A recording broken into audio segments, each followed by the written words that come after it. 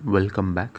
आज हम मेडिवल नहीं, आज हम मॉडर्न हिस्ट्री के कुछ क्वेश्चंस देखेंगे। पीवाईक्यू बहुत ही सिंपल और इजी से क्वेश्चंस जो रेगुलर पीवाईक्यूज़ में एग्ज़ाम्स में पूछे जा रहे हैं और जो कन्फ्यूजन वश हम गलत कर देते हैं। पढ़ते सभी हैं, सभी को याद भी रहता है, पर कई बार ना हम कन्फ्यूजन में गलत तुक्का लगा देते हैं। कन्फ्यूजन में नहीं, सोचते हैं यार ये वाला होगा या ये वाला होगा, और हाँ कन्फ्यूजन बोल सकते हैं इसे। देखते हैं आज का वीडियो, देखते हैं और क्वेश्चन क्या क्या है। मॉडर्न हिस्ट्री में जो सबसे पहले आता है वो है एडवेंट ऑफ यूरोपियंस, यूरोपियन का आगमन। और इससे यही क्वेश्चन बनता है कि सबसे पहले कौन सा यूरोपियन आया था, कौन से साल में आया था, कहाँ पर आया था, किसके दरबार में आया था, पहली फैक्ट्री कौन सी सेट की थी और उसको उसकी परमिशन किसने दी। तो ये याद रखना आवश्यक है। और काफ़ी सारे जो यूरोपियंस आए थे उनमें से ये था French, Dutch, British, French, Portuguese और नीदरलैंड से भी आए थे शायद, जिनको ड्यूक बोलते हैं शायद। खैर छोड़ो, इसमें देखते हैं जो हमारे पास वीडियो में है। पहला है पोर्टुगीज़। पोर्टुगीज़ कब आए थे? पोर्टुगीज़ आए थे 1498 में। पोर्टुगीज़ कब आए थे? 1498। और कहाँ पर? कैलिकट में। और थ्रू सी रूट, इसे हम नीचे देखेंगे इसके बारे में। सी रूट वाले जो, क्योंकि इसका एक गवर्नर हुआ था, वाइसरॉय हुआ था, जिसने एक पॉलिसी लाया था, ब्लू वाटर पॉलिसी, उसके बारे में नीचे देखेंगे। खैर इसको छोड़ दो, ये स्ट्रेटजी ये तो इतना इम्पोर्टेंट नहीं, क्योंकि इनका जो मेन मुद्दा था पोर्टुगीज़ का वो ये था कि किसी भी तरह की जो सी रूट है उस पर अपना कब्ज़ा बनाए रखें ताकि इनके ट्रेड में आसानी हो। पहला फोर्ट इन्होंने इस्टेब्लिश किया था फोर्ट इमैनुअल 1503 में, मतलब ऑलमोस्ट 5 साल में। 1498 में आए थे, 1503 में इन्होंने एक फोर्ट इस्टेब्लिश किया, फोर्ट इमैनुअल कोची में।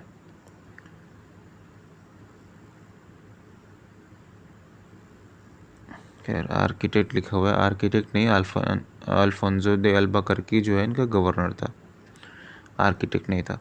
आर्किटेक्ट शायद इसलिए लिखा हुआ है क्योंकि he is one of the most prominent viceroys या फिर गवर्नर जनरल्स ऑफ पोर्टुगीज़। दूसरे आते हैं डच।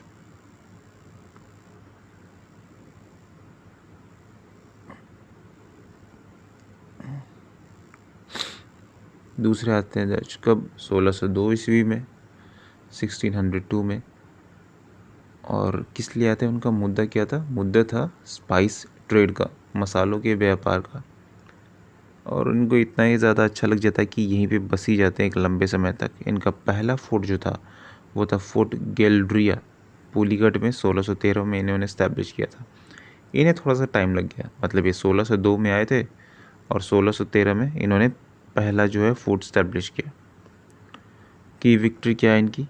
और ये है कि इन्होंने पोर्टुगीज़ फोर्ट को कोची में कैप्चर कर लिया 1663 में। अब सोच के देखो ज़रा कि कोची में जो इन्होंने पोर्टुगीज़ ने इस्टेब्लिश किया था अपना फोर्ट, पोर्टुगीज़ ने 1503 में, और इसी फोर्ट को डच ने 1663 में पोर्टुगीज़ से कैप्चर कर लिया। दैट मीन्स युद्ध। खैर कौन सा पोर्ट था ये? पोर्टुगीज़, जो पोर्टुगीज़ ने इस्टेब्लिश किया था 1503 में, फोर्ट इमैनुअल, उसी को कैप्चर कर लिया डच वालों ने। डच वालों ने नहीं, डच ने 1663 में। ये आए कब थे इंडिया में? 1602 में। अब आते हैं ब्रिटिश। ब्रिटिश, इनकी जो पहली टेम्पररी फैक्ट्री वो मसूलीपट्टनम में थी 1611 में। और पहला फोर्ट था फोर्ट सेंट जॉर्ज, मद्रास, 1640 में। की बेस 1613 में इन्होंने इस्टेब्लिश किया था। Temporary factory, not permanent. ये जो आप देख रहे हो की बेस 1613, ये एक परमानेंट फैक्ट्री इन्होंने इस्टेब्लिश किया था साल 1613 में ब्रिटिशर्स ने। उसके बाद है फ्रेंच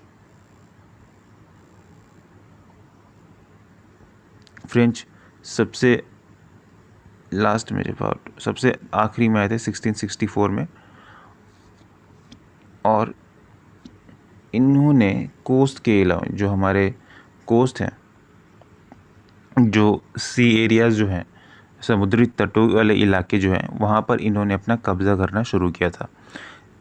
जो मैक्सिमम जो भी जो यूरोपियन आक्रांताएँ थी जो इंडिया में आए थे ट्रेड के मामले से, उनमें से अधिकांश का इच्छा यही थी कि सी रूट पर किसी भी तरह से कब्ज़ा करके रहा जा सके ताकि उनके ट्रेड में आसानी हो, क्योंकि उस वक्त जो सबसे ज़्यादा नोन रूट था इंडिया आने का वो सी रूट ही था।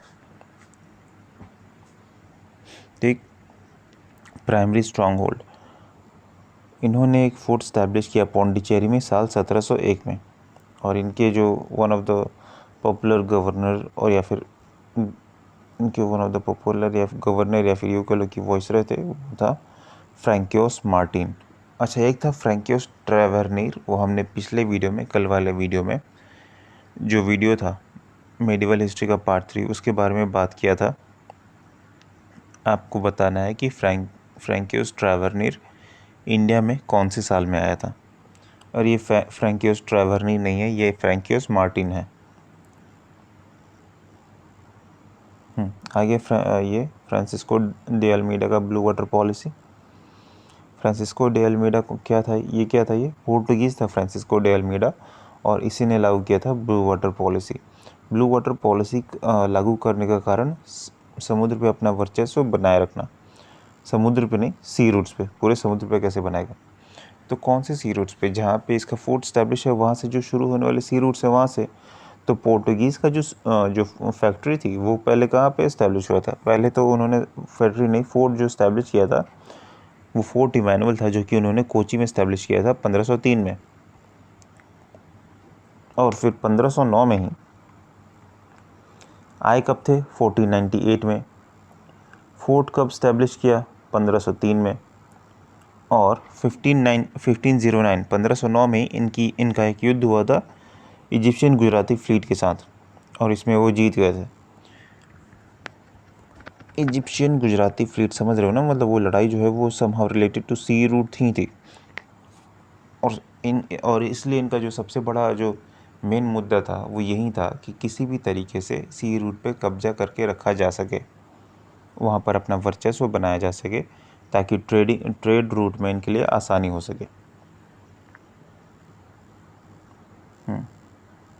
और ये इनका फॉल।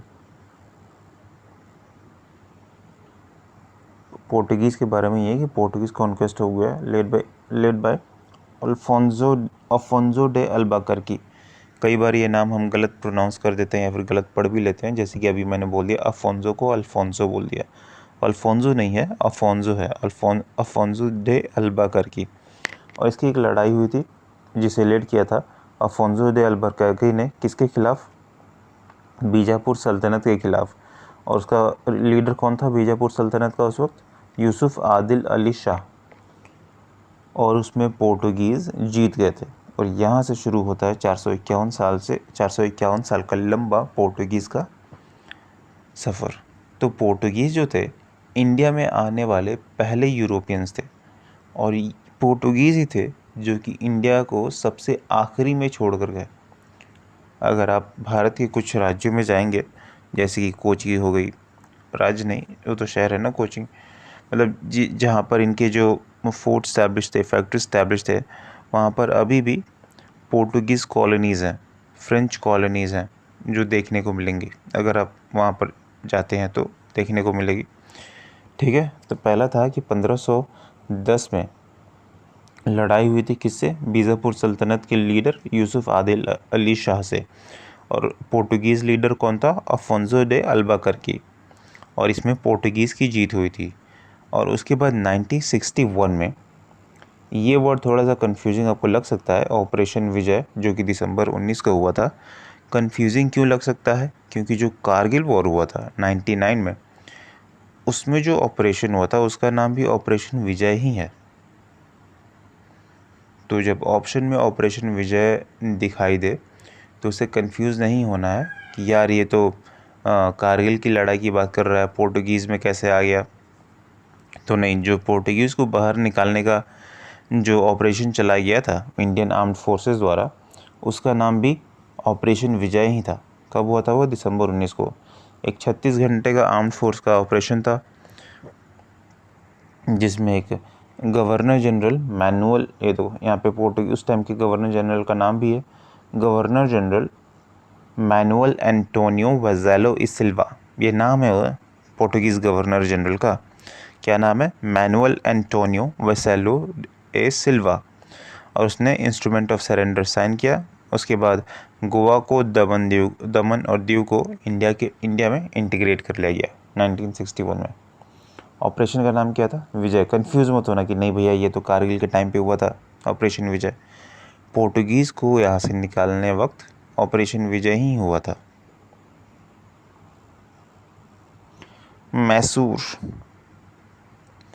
मैसूर सल्तनत और उससे जो लड़ाइयाँ हुई हैं, एंग्लो मैसूर वॉर, उससे रिलेटेड जो क्वेश्चंस आते हैं वो ज़्यादातर ये आते हैं कि कौन सी ट्रीटी हुई थी, ट्रीटी में क्या हुआ था। तीसरा ये कि जो उसके लीडर्स रहे थे एंग्लो मैसूर वॉर के, वो उनका फाइनल लड़ाई कौन सी थी, कौन सी लड़ाई में वो उनकी डेथ हुई थी। तो ये क्वेश्चन ज़्यादातर आते हैं, ये याद रखना। जैसे कि आप देख पा रहे होंगे आप सब कि 4 एंग्लो मैसूर वार हुए थे, 4। हाँ, ये क्वेश्चन आते हैं कितने एंग्लो मैसूर वार हुए हैं, 4, 3, 5, 2 सब 4 ऑप्शन थे, तो 4 एंग्लो मैसूर वार हुए हैं। अब देखते हैं क्या क्या है एंग्लो मैसूर वॉर में। जो पहला एंग्लो मैसूर वॉर था, फर्स्ट एंग्लो मैसूर वॉर, इसमें लीडर थे हैदर अली, जो कि टीपू सुल्तान के फादर हैं। टीपू सुल्तान आगे के एंग्लो मैसूर वॉर में आपको दिखेंगे।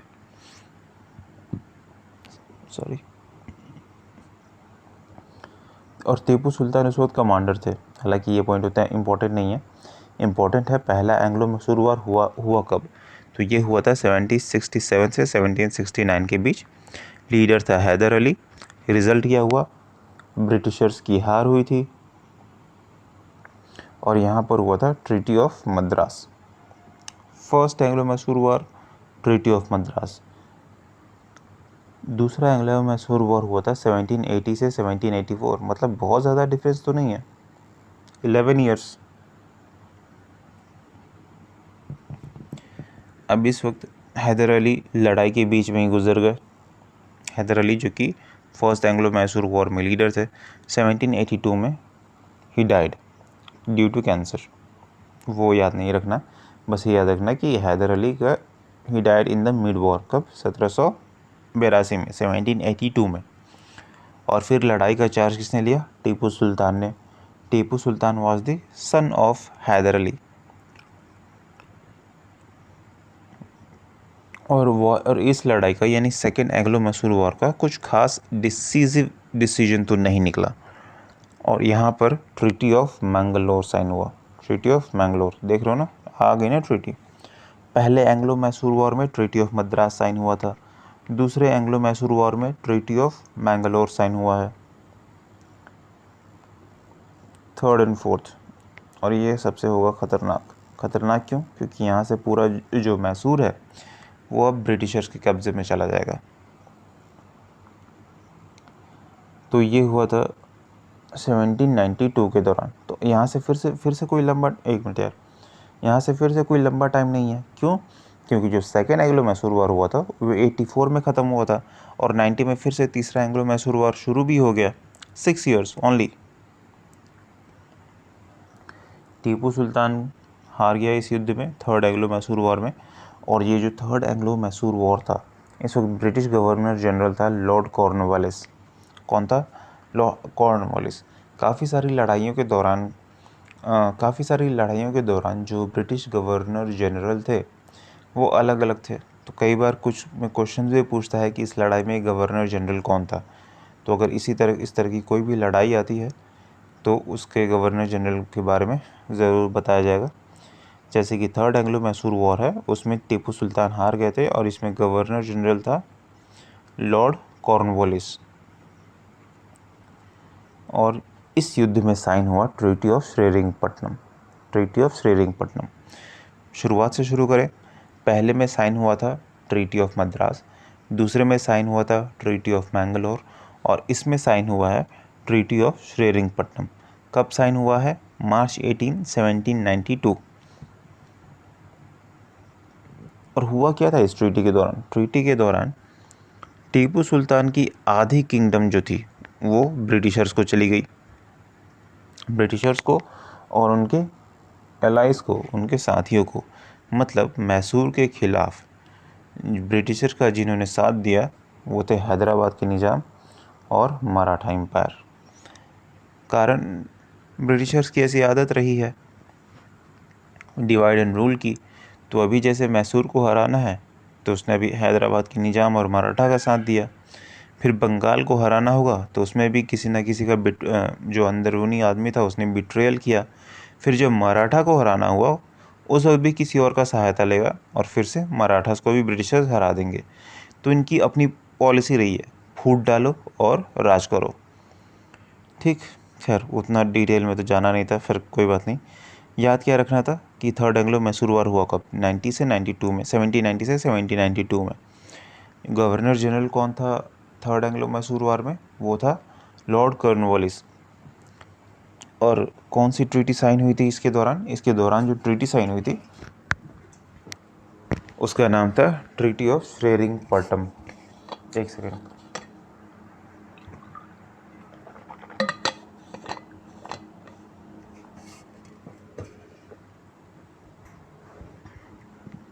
Sorry, treaty of Srirangapatnam. और हुआ क्या था इस ट्रीटी के दौरान? इस ट्रीटी के दौरान टीपू सुल्तान की आधी किंगडम जो है वो ब्रिटिशर्स को चली गई थी। ब्रिटिशर्स ने मालाबार कोस्ट, बाड़ा महल और डिंडीगुल पर कब्जा कर लिया। इनके नाम इसलिए आते हैं बिकॉज मे बी ये इम्पोर्टेंट सेंटर रहे होंगे मैसूर के, चाहे वो ट्रेड से रिलेटेड हो या फिर उनका फोर्ट हो या फिर उनका कैपिटल हो, इसलिए इनके नाम याद रखना, मालाबार, बड़ा महल और Dindigul. Fourth Anglo Mysore war 1799 में हुआ था। और इस दौरान जो गवर्नर जनरल था ब्रिटिशर्स का वो था लॉर्ड वेलेस्ले। कौन था? Lord Wellesley. और इसका खात्मा कैसे हुआ? टीपू सुल्तान को टाइगर ऑफ मैसूर भी कहा जाता है, हालांकि ये मुझे पहले ही बता देना चाहिए था, थोड़ा लेट हो गया, खैर। और he was shot dead the and. तो अब कोई बचा नहीं मैसूर में, तो क्या हुआ? मैसूर जो है वो ब्रिटिशर्स के कब्जे में चला गया।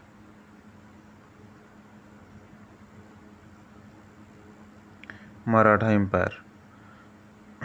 मराठा एम्पायर से जो इम्पोर्टेंट क्वेश्चन ये आता है कि जो अलग अलग मराठास थे उनके प्रोमिनेंट कैपिटल्स क्या थे। खैर उस पर तो हम बाद में आएंगे, लेकिन पहले ही शिवाजी के बारे में देख लेते हैं, छत्रपति शिवाजी के बारे में।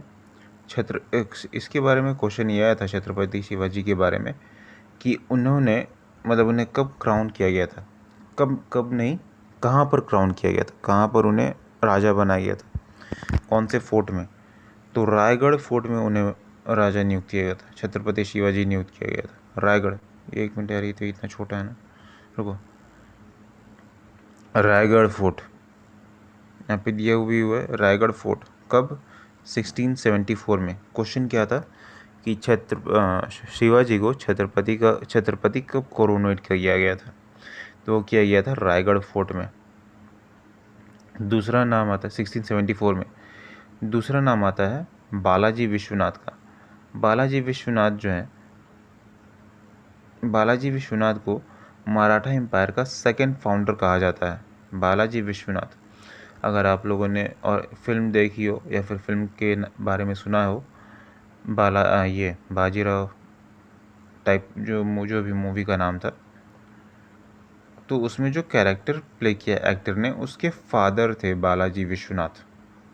हालांकि उनके बारे में मूवी में दिखाया नहीं गया है, बट इन्हें बालाजी विश्वनाथ को second founder of Maratha empire कहा जाता है। और इन्हें 1713 में पेशवा नियुक्त किया गया था। तो जो पेशवा की जो कैपिटल थी, पेशवा जहाँ पे रूल कर रहे थे, वो उनकी कैपिटल थी पुणे। पेशवा की कैपिटल्स थी पुणे। ये क्वेश्चंस आए हुए हैं, ये कोई हाइपोथेटिकल क्वेश्चंस नहीं है। इंदौर में किसका राज था? इंदौर में राज था होलकर्स का। पुणे में पेशवा, इंदौर में होलकर, थोड़ा सा मिला मिला है ना, जैसे पी से पुणे, पी से पेशवा, इंदौर, होलकर, ग्वालियर में सिंधिया या फिर शिंदे कह लो, नहीं उस टाइम सिंधिया ही था तो सिंधिया ही बोलो, शिंदे क्यों बोलोगे। ग्वालियर में किसका, एक मिनट यार, ग्वालियर में किसका था, ग्वालियर कैपिटल था शिंदे का, और रायगढ़ जो है कैपिटल था वो बाद में भोसले का कैपिटल बन गया। रायगढ़ किसका कैपिटल था, भोसले इसका, बाद में ये कैपिटल शिफ्ट होके चला गया सतारा और नागपुर में। तो ठीक है, याद रखना है, इसमें याद रखने वाली चीज़ क्या थी कि शिवाजी को छत्रपति कहाँ पर क्राउन किया गया, वो था रायगढ़ फोर्ट में। कब, 1674 में। Second founder of Maratha empire किसको कहा जाता है, तो बालाजी विश्वनाथ को कहा जाता है। अलग जो मराठास के सेंट्रल कैपिटल थे वो पावर सेंटर या फिर कैपिटल बोल लो, वो कौन कौन से थे, तो पुणे में पेशवा, इंदौर में होलकर, ग्वालियर में सिंधिया, और रायगढ़ में भोसले।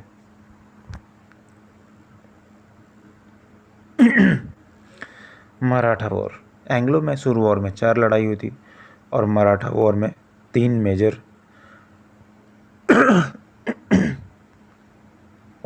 मेजर लड़ाइयाँ हुई हैं। ये कंफ्यूज मत होना इन चीज़ों को लेकर, किस में 3 किस में 4, क्योंकि पूछने वाला कुछ भी पूछ सकता है।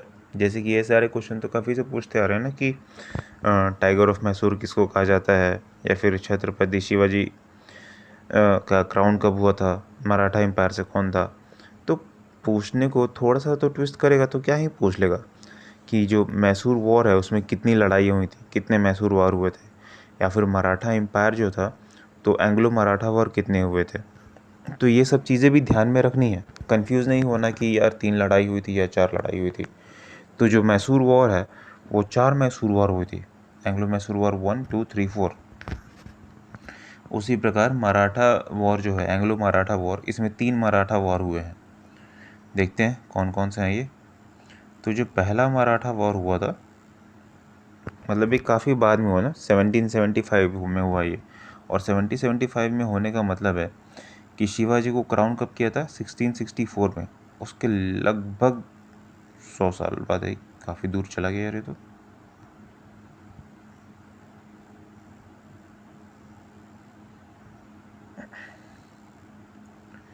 फर्स्ट वॉर कब हुआ था मराठा वॉर, वो हुआ था 1775 से 1782 में, और इसमें साइन हुआ था ट्रीटी ऑफ सालबाई। इसमें क्या साइन हुआ था, ट्रीटी ऑफ सालबाई। ट्रीटीज़ सभी की याद रखो, वो ज़्यादा सही रहेगा, ट्रीटीज़ सभी की याद रखो। और इस ट्रीटी के तहत ब्रिटिशर्स ने माधवराव सेकंड को पेशवा बना दिया था। हालांकि उस लड़ाई में, फर्स्ट वॉर मराठा वॉर में, ब्रिटिशर्स ने कोई टेरिटरी ऑक्युपाई नहीं किया था, but this was the beginning, just beginning. उसके बाद आता है आपका second Maratha war. Second Maratha war हुआ था 1803 से लेकर 1805 में। इसमें क्या हुआ, पेशवा को फोर्स किया गया ताकि वो सब्सिडियरी अलायंस पे साइन करें। अब इस वक्त पेशवा था कौन, खैर उसकी जानकारी तो नहीं है, पर फर्स्ट वॉर में, पहले वॉर में ब्रिटिशर्स ने माधवराव सेकंड को पेशवा बनाया था 1782। 1803 और 1805 में जो सेकंड मराठा वॉर हुआ था, इसमें ब्रिटिशर्स ने पेशवा को फोर्स किया सब्सिडियरी अलायंस के लिए।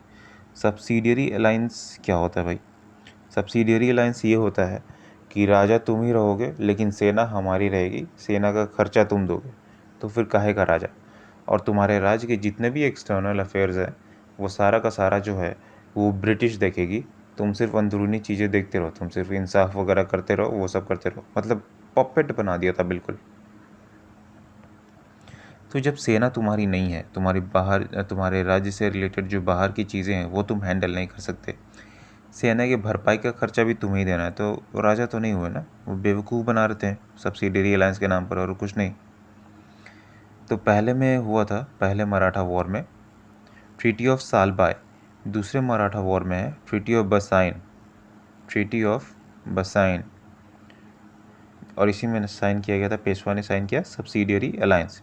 ध्यान रखना, subsidiary alliance doctrine of lapse से बिल्कुल अलग है, ये सब्सिडियरी अलायंस है, डॉक्टराइन ऑफ लैप्स बाद में आएगा अभी। तीसरा मराठा वॉर, और बिल्कुल डिसिसिव, निर्णायक,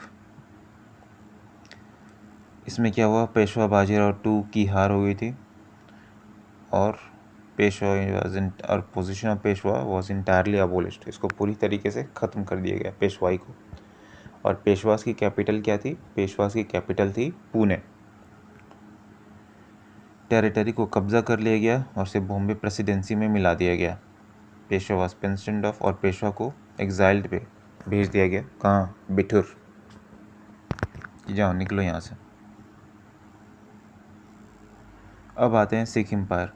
सिख एम्पायर, सिख गुरुओं के बारे में हमने कल ही पढ़ा था। सिखिज़्म के फाउंडर कौन थे? सिखिज़्म के फाउंडर थे गुरु नानक देव जी। गुरु नानक देव जी। तो जिसने नहीं पता वो कल के वीडियो में देख लेना। कल के वीडियो में जो आखिरी वीडियो, कल का वीडियो नहीं, आखिरी वीडियो जो था मेडिवल हिस्ट्री का पार्ट 3 वाला वीडियो, उसमें डिस्कस किया हुआ है। तो ये जो शुरू कैसे हुआ, ये सिख एम्पायर, सिखिज़्म नहीं, सिखिज़्म तो गुरु नानक देव जी ने शुरू किया था। सिख एम्पायर कैसे शुरू हुआ? सिख एम्पायर का फाउंडर थे महाराजा रंजीत सिंह, जिन्होंने 1799 में इस एम्पायर को फाउंड किया था। और इनको शेर पंजाब कहा जाता था, द लायन ऑफ पंजाब। हर किसी को कुछ ना कुछ टाइटल मिला ही हुआ है। जैसे टीपू सुल्तान को टाइगर ऑफ मैसूर कहा जा रहा था, इन्हें महाराजा रंजीत सिंह को शेर पंजाब कहा जा रहा है। इन्होंने 12 सिख मिलिट्री ये फेडरेशन जो होते हैं, उस वक्त जो फेडरेशन थे, टुकड़ियाँ समझ लो, 12 अलग अलग सिख मिलिट्री टुकड़ियाँ थी। और इन सभी को यूनाइट करके इन्होंने, रंजीत सिंह जी ने सिख एम्पायर खड़ा किया था। और इंक्लूडिंग लाहौर को कैप्चरिंग लाहौर और 12 सिख मिलिट्री टुकड़ीज, फेडरेशन कह लो, कॉन्फेडरेसी थोड़ा सा अलग शब्द है, फेडरेशंस। महाराजा का टाइटल इन्हें 1801 में मिला था, 1801 में। और इनके दौरान जब ये राजा नहीं, लीडर समझ लो, इन्होंने काफ़ी सारे अफ़गान इन्वेजन को, अफ़गान आक्रांताओं को रोक दिया था और लगातार रोका था। और इन्होंने अपने एम्पायर को कश्मीर से लेकर सिंध तक फैलाया हुआ था। तो काफ़ी लंबा हुआ, समझ रहे हो ना। पाकिस्तान तो काफ़ी बाद में प्रेजेंस में आया ना, एग्जिस्टेंस में काफ़ी बाद में आया। उससे पहले पाकिस्तान, अफ़गानिस्तान काफ़ी दूर दूर तक यही था, इंडिया ही था, अखंड भारत ही था। पर खैर, इसमें जानने वाली चीज़ें क्या थी? कब स्टैब्लिश किया था सिख एम्पायर? वो था 1799 में। कब महाराजा का टाइटल कब मिला? 1801 में। टाइमलाइन को याद रखने का फ़ायदा ये है कि इसे कॉन्टेम्पररी पता चलता रहता है, कि कभी कभी पूछ देता है कि कॉन्टेम्पररी क्या है। अब जैसे ये देखो, 1817 से 1818 तक ये थर्ड एंग्लो मराठा वार हुआ था। अच्छा, मतलब मराठा वार में कोई भी इसके कॉन्टेम्पररी में तो नहीं है। अगर हम इसकी बात करें, मैसूर वॉर की बात करें, तो 1799 में ये फोर्थ एंग्लो मैसूर वॉर हो रहा था। तो जब फोर्थ एंग्लो मैसूर वॉर हो रहा था, उसी टाइम पे महाराजा, मतलब उस टाइम पे नहीं, पर उस दौर में महाराजा रंजीत सिंह ने 1799 में सिख एम्पायर का स्थापना किया था। बाकी पॉइंट आपने बता दिए। उसके बाद आता है सिख की लड़ाइयाँ, एंग्लो सिख वॉर।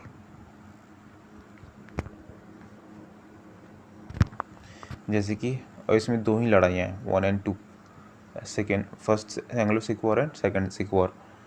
जैसे कि मैसूर, फिर से रिवाइज कर लो कि मैसूर में Anglo Mysore war, 4 Anglo Mysore war था। मराठा में 4 मराठा वॉर, और सिख में 2 सिख वॉर। अब इसकी ये क्रोनोलॉजी देख लो कि महाराजा रंजीत सिंह के बाद उनका बड़ा बेटा बना खड़क सिंह 1839 में। फिर उसके बाद शेर सिंह जो उनका दूसरा बेटा था। और शेर सिंह के टाइम पे ना काफ़ी सारे कोर्ट कॉन्स्पिरेसीज होने लगी हैं उसके दरबार में।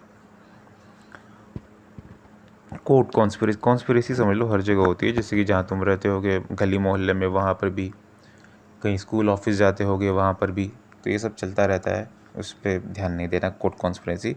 हमें क्रोनोलॉजी देखना है। सबसे पहले कौन थे? रंजीत सिंह। फिर उनका बड़ा बेटा शेर सिंह 39 में, और फिर 41-43 में उनका छोटा बेटा, रंजीत सिंह के बाद खड़क सिंह के बाद Sher Singh.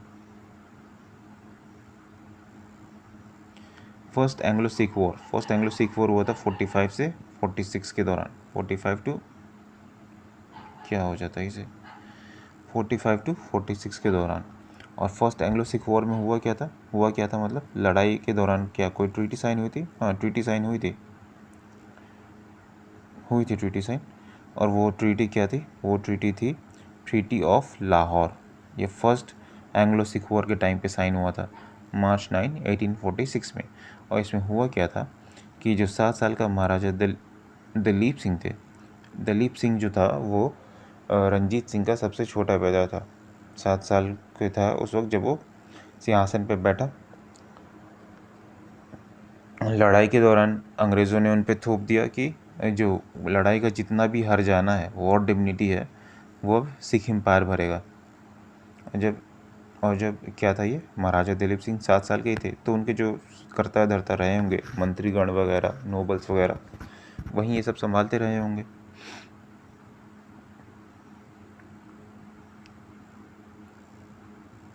Second Anglo Sikh war और annexation. Second Anglo Sikh war में होता क्या है कि सिख एम्पायर, सिख आर्मी जो है वो पूरी तरीके से हार जाती है 1849 में।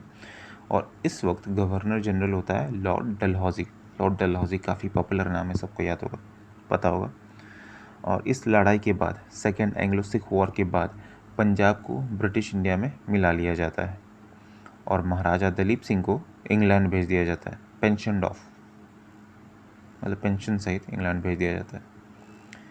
ये बैटल के बारे में आपने सभी ने सुना होगा और अनफॉर्चुनेटली इस बैटल के बारे में प्रीवियस ईयर क्वेश्चन में भी आ गया और इसका मुझे अंदाज़ा भी नहीं था। और ये है बैटल ऑफ सारागढ़ी। अगर एक मूवी आप लोगों ने देखी होगी, मूवी है अक्षय कुमार केसरी मूवी, वो इसी बैटल पर बेस्ड है, बैटल ऑफ सारागढ़ी। तो क्वेश्चन ये है कि बैटल ऑफ सारागढ़ी कब हुआ था, कौन से साल में? तो 1987 में हुआ था बैटल ऑफ सारागढ़ी। कब हुआ था? 1980, क्या हो रहा है ये, बैटल ऑफ सारागढ़ी हुआ था 1897 में, 1987 नहीं, 1897 में। 21 वर्सेस 10,000, 21 सिख सोल्जर्स वर्सेस 10,000। कहानी आपको पता है, उसमें नहीं जानना। तो थे कौन जो इनसे लड़ने आए थे सिख सोल्जर से? वो कौन थे? वो थे अफरीदी और ओरकाज़ाई पश्तून ट्राइबमैन, अरकीज़ी और ओरकाज़ाई पश्तून ट्राइबमैन। कहाँ पर? समाना रेंज में। समाना रेंज। सारागढ़ी इंपॉर्टेंट क्यों था? सारागढ़ी इंपॉर्टेंट था सिग्नलिंग के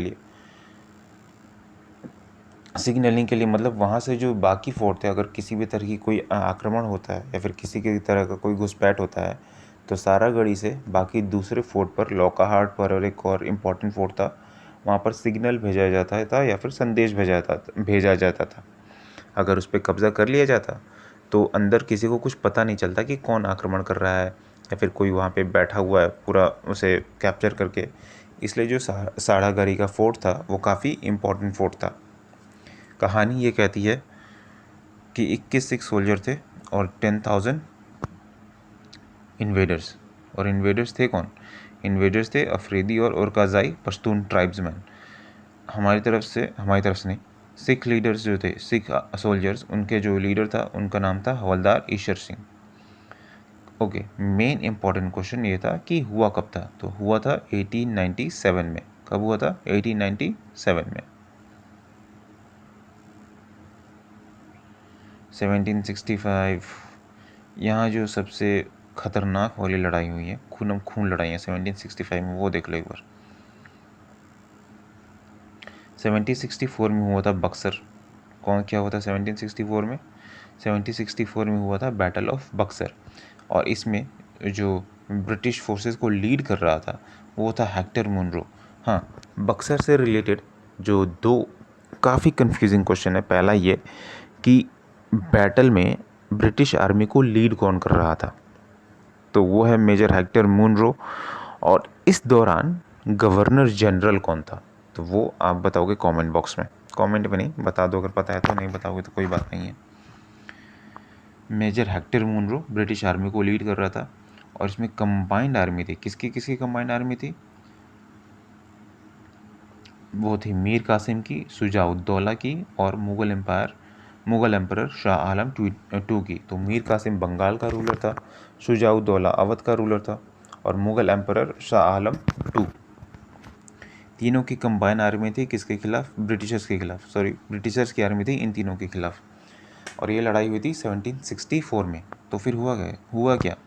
कैटलिस्ट, इसको कहने का मतलब ये होता है, कैटलिस्ट का क्या काम क्या होता है कि किसी भी रिएक्शन का टाइमिंग को ये फास्ट कर देना। अगर कोई रिएक्शन किसी टाइम को इतना भी टाइम ले रहा है, अगर ज़्यादा टाइम ले रहा है, अगर हम उसमें कैटलिस्ट ऐड करते हैं तो उसका जो रिएक्शन रेट है वो फास्ट हो जाता है। बैटल ऑफ बक्सर को इसलिए कहा जाता है कैटलिस्ट क्योंकि यहाँ से ब्रिटिशर्स ने मैक्सिमम एरिया कैप्चर कर लिया, अवध भी कैप्चर किया, बंगाल भी कैप्चर किया, और इसके बाद जो लड़ाइयाँ हुई उसके बाद कैप्चर करते ही चले गए। खैर उसको छोड़ो क्या कहा जाता है क्या नहीं, पर ये याद रखना बैटल ऑफ बक्सर हुआ कब था? 1764 में। ब्रिटिश फोर्सेस का लीडर कौन था? Hector Munro. और कौन कौन थे बैटल ऑफ बक्सर में? वो थे मीर कासिम बंगाल से, शुजाउद्दौला अवध से, और Mughal emperor Shah Alam II। Acquisition, treaty of Allahabad sign हुआ था 12 अगस्त 1765 में। 1764 में लड़ाई हुई थी, 1765 में ट्रीटी साइन हुई। और इसमें हुआ क्या कि जो मुगल एम्परर था शाह आलम II, उसने बंगाल, बिहार और उड़ीसा की दीवानी जो थी, यानी रेवेन्यू कलेक्शन का जो राइट था, वो ब्रिटिशर्स को दे दिया कि अब भाई अब आप ही कलेक्ट करना है, क्योंकि हम तो हार गए लड़ाई में। तो सारा का सारा रेवेन्यू जो है वो ब्रिटिशर्स कलेक्ट करते थे। और बंगाल, बिहार, उड़ीसा, इन तीनों को अलग अलग लिखना पड़ा, आवश्यक था, क्योंकि पहले जो बंगाल बिहार का जो प्रोविंस था वो एक ही था। ये तो काफ़ी बाद में सेपरेट हुआ ना, 1922 में जो है वो बंगाल बना है, सॉरी बंगाल नहीं, 1922 में ये बना है, क्या बोलते हैं, बिहार बना है। उससे पहले ये जो बंगाल बिहार का जो प्रांत था वो एक ही था, मतलब काफ़ी बड़ा एरिया था। और सिर्फ बंगाल बिहार का प्रांत ही नहीं, उस टाइम पे प्रेजेंट डे बांग्लादेश, बंगाल, बिहार, ये पूरा का पूरा बिहार में भी आपका झारखंड वाला हिस्सा आ जाता है। तो प्रेजेंट डे बंगाल, बिहार, उड़ीसा और बांग्लादेश, पूरा इतना दूर कंप्लीट, ये पूरा लैंड उस वक्त सारा का जो लैंड रेवेन्यू कलेक्शन राइट था वो ब्रिटिशर्स को चला गया। किसकी वजह से? ट्रीटी ऑफ इलाहाबाद की वजह से। कब साइन हुआ था? 1765 में। और बदले में इन्हें 26 लाख सालाना एनुअल ट्रिब्यूट दिया जा रहा था। डजेंट मैटर एट ऑल, क्योंकि फ़र्क नहीं पड़ता, क्योंकि राजा तो आप रहे नहीं। ओके, दीवानी मैंने बता दिया, टू कलेक्ट सिविल रेवेन्यूज और manage physical administrations. Dual system of Bengal, ये डुअल सिस्टम ऑफ बंगाल उसके बाद ही आया था, मतलब 1764 की जो लड़ाई है बैटल ऑफ बक्सर, उसके बाद ही। अब बंगाल बिहार की दीवानी, मतलब कलेक्शन राइट्स हैं, वो तो मिल गई ईस्ट इंडिया कंपनी को। अब फिजिकल मैनेजमेंट, जब आपके पास रेवेन्यू ही नहीं है, मनी ही नहीं है, तो आप काहे के लीडर? और हम आपको क्यों खिलाएं? हर साल 26 लाख रुपए क्यों दें? किस लिए? तो हुआ कि उन्होंने सारा धन दौलत तो ले लिया और इसको बना दिया पपेट नवाब। और धीरे धीरे करके पहले तो लैंड रेवेन्यू राइट छीना, उसके बाद उनके बाद निजामत भी छीन ली। निजामत जो उनका जो जुडिशल रिस्पॉन्सिबिलिटीज़ था वो भी छीन लिया। और धीरे धीरे करके जो 26 लाख का जो एनुअल जो था, एनुअल ट्रिब्यूट जो था कि हम आपको सालाना इतने रुपए देंगे, वो भी बंदी कर दिया। हालांकि हमें दिखता है कि इसे ट्रीटी ऑफ इलाहाबाद में 26 लाख रुपए सालाना मिल रहे हैं, पर ब्रिटिशर्स ने वो प्रॉमिस कितना रखा होगा, कितना नहीं रखा होगा, ये कहना थोड़ा सा मुश्किल नहीं है। कि इन्होंने उसे काफ़ी जल्दी बंद भी कर दिया होगा कि हम क्यों पालें किसको भाई, निकलो यहाँ से, सब पे हमारा राज रहेगा।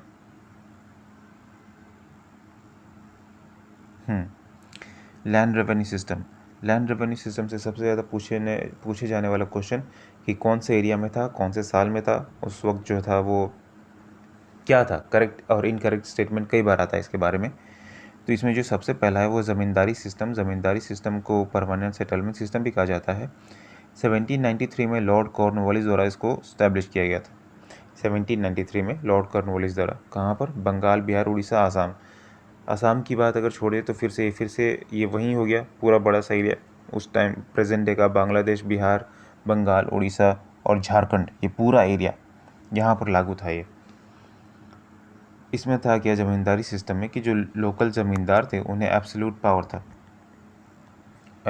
था, अपने हिसाब से रेवेन्यू कलेक्ट करने का। और ये जो था ना रेवेन्यू, ये फिक्स कर दिया गया था टोटल रेवेन्यू का 10/11। अगर पूरे रेवेन्यू को 11 पार्ट में बांटा जाएगा तो उसका जो 10 वाला पार्ट है, 10 पार्ट है, 10 हिस्सा वो ब्रिटिश गवर्नमेंट के पास पे किया जाएगा। और जो 1/11 पार्ट है वो ज़मींदार के पास रहेगा। और ज़मींदार कोई मिल कहाँ से रहा था? ज़मींदार कोई खुद छन्नी फाड़ा उठा के तो खेत में काम कर नहीं रहा था। वो सारे के सारे मजदूर थे, एग्रीकल्चर पीजेंट्स और फार्मर्स, वो उगा रहे थे। तो 10 हिस्सा मिल गया ब्रिटिशर्स को, 1 हिस्सा मिल गया ज़मींदार को। किसान के पास क्या बचा फिर? नथिंग। Exploitation, super exploitation. और उसके हिसाब से होता क्या था कि 10/11 इनको देना है, तो ज़मींदार जो था कुछ भी औना पौना लगा ले रहा था कि तुम्हें इतना पे करना होगा पीजेंट्स पर। और उतना पे करने के लिए कुछ भी उल्टा उनसे जितना हो सकता था उतना काम वो निकलवाते रहते थे ज़मींदार।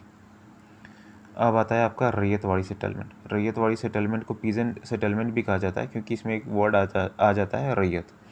अब इसको इस्टेब्लिश किया गया था 1820 में थॉमस मुनरो द्वारा। अच्छा, 2 नाम आ गए ना, एक हेक्टर मुनरो अलग था जो बैटल ऑफ बक्सर में था, और ये है थॉमस मुनरो।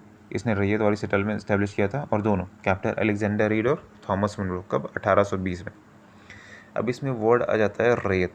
रैयत में जो क्या था, वो सीधा पीजेंट्स को ही उसने मालिक बना दिया था। मालिक क्या बना दिया था? झांसे में रखा कि तुम अब जो भी टैक्स पे करेगा वो ज़मींदार को नहीं जाएगा। अब सीधा जो है किसान जो है ब्रिटिशर्स को पे कर सकते थे। कहने को आज़ादी तो थी, पर एक समझ सकते हो कि ज़मींदारी सिस्टम को थोड़ा सा इसने रिफ़ाइन कर दिया गया। हो सकता है कि ज़मींदारी सिस्टम के दौरान ब्रिटिशर्स को ऐसा लगा हो कि जो ज़मींदार हैं वो जितना भी रेवेन्यू आ रहा है, वो जो भी कुछ भी दे रहे हैं, उसमें से काफ़ी सारा हिस्सा अपने में बचा भी ले रहे होंगे। और इसको करने का कारण कि उनकी जो पावर है वो सेंट्रलाइज होनी शुरू ना हो जाए। शायद गलत भी हो सकता है। और ये कौन से रीजन में लागू हुआ था? ये लागू हुआ था मद्रास और बॉम्बे के रीजन में। और ये जो है ब्रिटिश इंडिया का 51% टेरिटरी एक्वायर कर लेता था। ब्रिटिश इंडिया का टारगेट क्या था कि पीजेंट्स को, रैयतवाड़ी में जो पीजेंट्स हैं उन्हीं से डायरेक्ट टैक्स कलेक्ट किया जाए, बीच में कोई भी ज़मींदार वगैरह नहीं होगा। तीसरा आता है महलवाड़ी सिस्टम। महलवाड़ी सिस्टम 1822 में हॉल्ट मैकेंजी द्वारा शुरू किया गया था। विलेज सेटलमेंट सेंट्रल, और ये कहाँ पे लागू हुआ था? सेंट्रल प्रोविंस और पंजाब में। महलवाड़ी सिस्टम को लागू करने का मतलब है कि अब एक एक करके हर एक फार्मर से लेना थोड़ा सा मुश्किल है, तो उसने पूरे गांव को ही उसके लिए रिस्पॉन्सिबल बना दिया।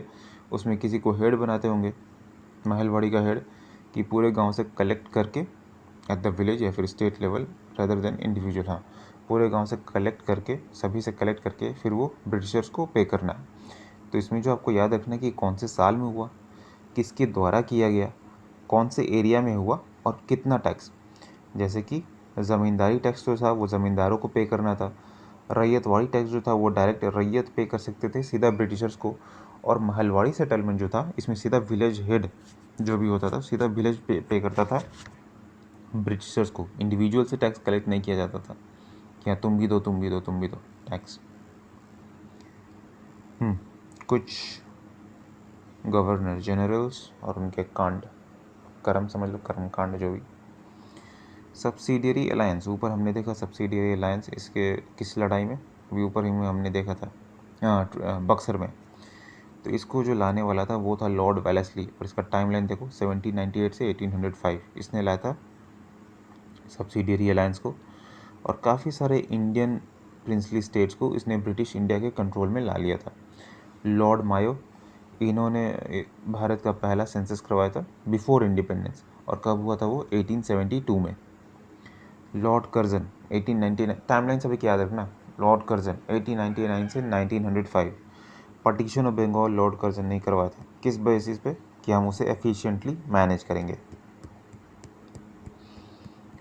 एंड पास द एंशिएंट, और इसी के टाइम पे ये भी पास होता है ancient monument preservation act. Ancient monument preservation act होता है पुरानी धरोहरों को देखभाल करना, समथिंग लाइक दैट।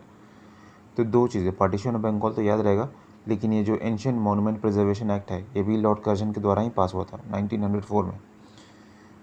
एक नाम है Lord Minto. Morley Minto reforms 1909 वाला इसी के टाइम पर आया था। मिंटो के टाइम पे मॉर्ले मिंटो रिफॉर्म्स 1909 में।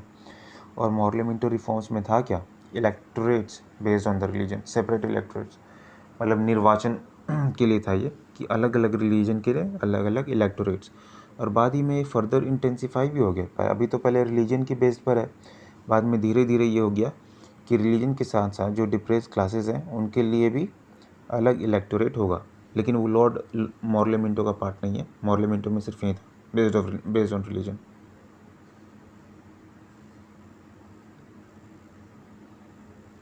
एटीन 1853 किसके बारे में ये, अच्छा ये उसके बारे में, ट्रेन के बारे में, India's first train. India's first train पूछने जाने वाला सवाल, कब इनॉग्रेट हुआ था, तो 1853 में। कहाँ से कहाँ तक, मुंबई से थाने तक। सो डिपार्ट हुआ था बोरी बंदर से, जो अब छत्रपति शिवाजी महाराज टर्मिनस है, लेकिन आंसर वही है, मुंबई टू थाने। और किसके द्वारा, ग्रेट इंडियन पेनिनसुलर रेलवे द्वारा। ये बोरी बंदर मुंबई से थाने सबको याद रहेगा, किसके द्वारा ऑपरेट होगा ये याद रखना, the great India peninsular railway द्वारा। कुछ जानकारियाँ, कितनी दूरी तय की थी, 34 किलोमीटर, और माइल्स में अगर पूछेगा तो 21 माइल्स। दोनों में याद रख ही लो, क्योंकि एक बार ना ये पूछ लिया था कि जो दांडी मार्च का जो डिस्टेंस है वो माइल्स में कितनी दूरी का था, और नहीं पता तो जो भी अगर एक्स्ट्रा इन्फॉर्मेशन मिलती है अलग से सबको याद रखा करो। जैसे कि किलोमीटर में 34 किलोमीटर बता दोगे, लेकिन माइल्स में दूरी कितनी थी, माइल्स में दूरी थी 21 किलोमीटर और लगभग 57 मिनट में। ये मत बोला हाँ हाँ 1 घंटा हो गया, जब दिया हुआ है लगभग प्रिसाइज के आसपास, तो वहीं यूज़ करो कि हाँ 57 मिनट में वो ट्रैवल हुई थी। इसमें 3 इंजन लगे हुए थे, 14 बोगियाँ थी, 14 बोगीज, 400 गेज थे, और 3 इंजन थे, और उनका नाम था साहिब, सिंध और सुल्तान। इसको याद रखना। और ये पूछा हुआ क्वेश्चन है कि इंजन का नाम क्या था। डिस्पैचेस, वुड्स डिस्पैच 1854 में आया था वुड डिस्पैच, और 1854 में आया था क्या वुड डिस्पैच। वैसे इसको Magna carta of English education भी कहा जाता है, और ऐसा ब्रिटिशर्स का मानना था कि अगर हम वुड डिस्पैच को लागू करते हैं तो इंडियंस का जो है वो एजुकेशन और लिटरेचर के मामले में इनका मोरल कैरेक्टर अपलिफ्टमेंट होगा, ये उनका मानना था।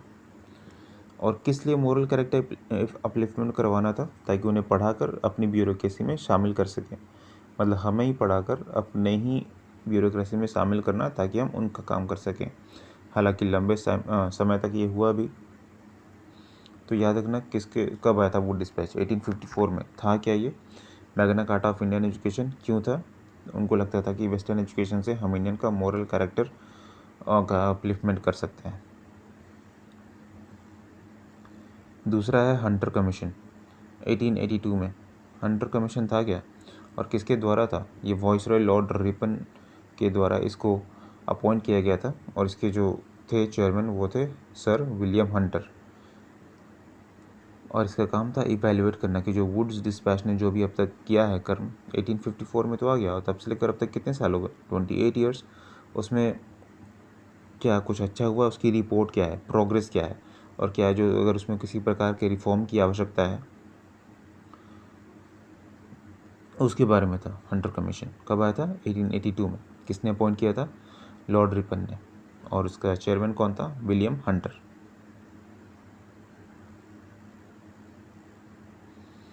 एजुकेशनल माइलस्टोन इंडिया में, 1916 में इंडिया में पहला वुमेन यूनिवर्सिटी इस्टेब्लिश किया गया था, 1916 में, 1916 में। और किसने किया था ये, महर्षि धोंदो केशव कर्वे, महर्षि धोंदो केशव कर्वे। बाद में इसका नाम चेंज करके श्रीमती नाथीबाई दामोदर ठाकरे वुमेन यूनिवर्सिटी कर दिया गया। किसने किया था इस्टेब्लिश, महर्षि धोंदो केशव कर्वे ने। कब, 1916 में। रीनेमिंग की आवश्यकता नहीं है। उसके बाद आता है 1929 हार्टहोग कमेटी रिपोर्ट। देखते हैं हार्टहोग कमेटी रिपोर्ट है क्या। हार्टहोग कमेटी रिपोर्ट जो है वो साइमन कमीशन की ऑक्सिलरी कमेटी थी, सहायक कमेटी समझ लो। काम क्या था उसका, इंडिया में जो एजुकेशन था उसको सर्वे करना। अब सर्वे जब किया था तो इसके 2 पैमाने उसने तय किए थे, पहला था वेस्टेज और एक था स्टैग्नेशन। वेस्टेज क्या होता है कि वेस्टेज होता है कि एक सर्टेन स्टेज, एजुकेशन में एक सर्टेन स्टेज पहुंचने से पहले कितने स्टूडेंट्स ने उसे छोड़ दिया, ड्रॉप आउट कर दिया। और एक था स्टैग्नेशन, कि जितने भी स्टूडेंट्स पढ़ रहे हैं उसमें से ऐसे कितने नंबर ऑफ़ स्टूडेंट्स हैं जो कि एक ही क्लास में रह जा रहे हैं। तो इन दोनों पैरामीटर्स पे ये था, हार्टोग कमीशन था। कब आया था हार्टोग कमीशन? 1929 में।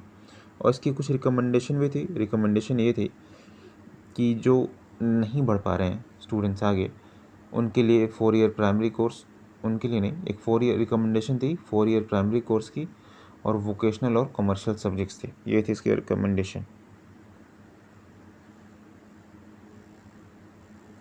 रिबेलियन, मंगल पांडे और म्यूटिनी। मंगल पांडे के बारे में जो क्वेश्चन पूछा गया था वो ये था कि मंगल पांडे को कौन सी तारीख को फांसी दी गई थी? 8 अप्रैल को फांसी दी गई थी 1857 में, ठीक है। और मंगल कहाँ, और हाँ दूसरा क्वेश्चन, कहाँ पर दिया गया था? बैरकपुर में दिया, इसमें लिखा या नहीं दिया है? हाँ लिखा तो है, बैरकपुर में दिया गया था फांसी उन्हें। पहला कब? 8 अप्रैल को। कहाँ पर? बैरकपुर में। और मंगल पांडे ने भी उनके खिलाफ रिवोल्ट किया था, और रिवोल्ट का कारण था इनफील्ड राइफल कार्ट्रिज। कहानी कहती है या फिर हिस्ट्री कहती है कि जो इनफील्ड राइफल कार्ट्रिज था उसमें गाय और सुअर की चर्बी मिलाई जाती थी। तो फिर रिवोल्ट करने की क्या आवश्यकता है? तो उसको जो कार्ट्रिज जो था ना, उसको दांत से खोलना पड़ता था, उसको खींचना पड़ता था। तो गाय और सुअर की चर्बी मिलाने का मतलब है कि ब्रिटिश में हिंदू और मुस्लिम दोनों सोल्जर्स थे। तो गाय जो है वो हिंदुओं के लिए पवित्र था, और सुअर जो था वो मुसलमानों के लिए हराम था। तो इसलिए उस बात पे भी रिवोल्ट हो गया था। खैर, रिवोल्ट होने के बहुत सारे कारण थे। ओके, ये जो क्वेश्चन है ये कि कहाँ से कौन थे जब 1857 का रिवोल्ट हुआ था, तो कहाँ से कौन लीड कर रहा था? ये तो ऊपर से लेकर अभी तक देखने का यही रीज़न है कि 1857 का रिवोल्ट ऐसे ही नहीं हुआ। पहले उन्होंने मैसूर कब्जा किया, मराठा कब्जा किया, पंजाब कैप्चर किया, बंगाल, बिहार, उड़ीसा कैप्चर किया। एक्सप्लॉइट करने के लिए अलग अलग तरीके के लैंड रिफॉर्म्स लेकर आए। लैंड रिफॉर्म्स तो नहीं बोलेंगे, वो टैक्सेशन सिस्टम ही था। टैक्सेशन सिस्टम था। और उसके बाद ये कार्ट्रिज तक, इनफील्ड रॉयल राइफल कार्ट्रिज तक, तो ये सारी चीज़ें मिलकर इन्होंने एक रेबेलियन तैयार कर दिया, और तब हुआ था 1857 का रिवॉल्ट। झांसी अगर पूछेगा तो बता दोगे लक्ष्मीबाई द्वारा। दो नामों में कन्फ्यूजन होता है, वो है कानपुर और ग्वालियर। तो कानपुर से नाना साहब थे, और ग्वालियर से तात्या तोपे। कानपुर से कौन था? नाना साहब। और ग्वालियर से तात्या तोपे। एक नाम जो और है वो है जनरल बख्त खान। ये दिल्ली में इन्होंने लीड कर रहे थे, जनरल बख्त खान। बैरकपुर में मंगल पांडे, लखनऊ में बेगम हजरत महल, बिहार में सबको पता है बिहार में कौन था? कुंवर सिंह जी। और इलाहाबाद में मौलवी लियाकत अली, ठीक। झांसी में रानी लक्ष्मीबाई, कानपुर में नाना साहब, दिल्ली में जनरल बख्त खान, बैरकपुर में मंगल पांडे, लखनऊ में बेगम हजरत महल, बिहार में वीर कुंवर सिंह, ग्वालियर में तात्या तोपे, और इलाहाबाद में Maulvi Liaquat Ali. Last, fall of Gwalior. Fall of Gwalior क्या है? ये पॉइंट दिख गया, सोचा लिख दूँ। और इसको लिखने का मतलब है कि क्वेश्चन ये आया था कि जो रानी लक्ष्मीबाई थी उनका, कि ग्वालियर कब आया इनके हिस्से में, when did Rani Lakshmibai lost his life, ये था क्वेश्चन। तो सबसे पहला कि एक तो ग्वालियर पे वो लाया गया था, क्या बोलते हैं उसे, डॉक्टराइन ऑफ लैब्स। क्यों? क्योंकि रानी लक्ष्मीबाई की अपनी संतान नहीं थी कोई। और यहाँ पे फोर्सेस लेड बाई तात्या तोपे और रानी लक्ष्मीबाई। फोर्सेस पहले तो ये रानी लक्ष्मीबाई द्वारा ही शुरू किया गया था, बाद में ग्वालियर में तात्या तोपे लीड कर रहे थे। फिर बाद में रानी लक्ष्मीबाई झांसी से निकली और ग्वालियर तक पहुँची उनकी मदद को। अच्छा, झांसी था doctor reign of labs, sorry मैंने पहले ग्वालियर बोल दिया था, झांसी है, झांसी पड़ा था डॉक्टर राइन ऑफ लैब्स में। तो यहाँ पे जो फोर्सेस थी वो रानी लक्ष्मीबाई और तात्या तोपे लीड कर रहे थे। इन्होंने ग्वालियर फोर्ट बचा तो लिया, लेकिन 17 जून 1858 में मेजर जनरल ह्यूग रोस, ये ब्रिटिश आर्मी लीड कर रहा था, इसने काउंटर अटैक किया, और रानी लक्ष्मीबाई इसी युद्ध में वीरगति को प्राप्त हुई 17 जून 1858 में। और इसके बाद 20 जून, 3 दिन बाद ही, फोर्ट पे अब तो कोई बचा नहीं, तात्या तोपे बचे। तात्या तोपे के बारे में ज़्यादा डिस्क्रिप्शन है नहीं, उन्हें भी पकड़ लिया गया हो तो ब्रिटिशर्स तो छोड़ते नहीं है ना, या तो मार दिया गया होगा या फिर एग्जाइल कर दिया गया होगा। रानी लक्ष्मीबाई वीरगति को प्राप्त हुई, और 20 जून 1858 को एंटायरली इस रीजन में, यानी ग्वालियर रीजन में, जो रिवोल्ट था पूरी तरीके से सप्रेस कर दिया गया। ख़त्म दबा दिया गया और ग्वालियर भी ब्रिटिशर्स के कब्ज़े में आ गया। So that is the and. ये था मॉडर्न हिस्ट्री पार्ट 1। पार्ट 2 के साथ मिलेंगे अगली वीडियो में।